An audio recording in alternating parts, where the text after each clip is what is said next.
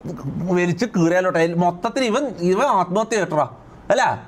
മൊത്തം ഇവൻ്റെ എല്ലാം അങ്ങ് പുറത്താക്കട്ടെ കഴിച്ച് ഞാൻ. എല്ലാം അങ്ങ് പുറത്താക്കട്ടെ. തീർക്കട്ടെ ഞാൻ. 3 മാസം മുമ്പ് ഇവിടുന്ന് ഗ്യാങ് ഒഴിഞ്ഞ് പോകാനുള്ള കാരണം ഞാൻ പറഞ്ഞിട്ടെ.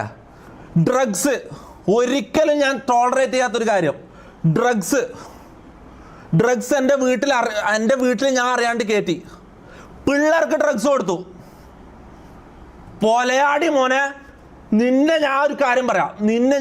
ഇപ്പം എനിക്കൊന്നും ചെയ്യാൻ പറ്റില്ല. കാരണം ഞാൻ നീയായിട്ടുള്ള ഇഷ്യൂ വന്നിട്ടുള്ള. ഇപ്പം ഞാൻ എന്തെങ്കിലും ചെയ്യിപ്പിച്ചാൽ അത് എൻ്റെ തലയിലിരിക്കും. എനിക്ക് ചെയ്യാൻ പറ്റില്ല. എനിക്ക് അത്രയും അമർച്ചമുണ്ട്.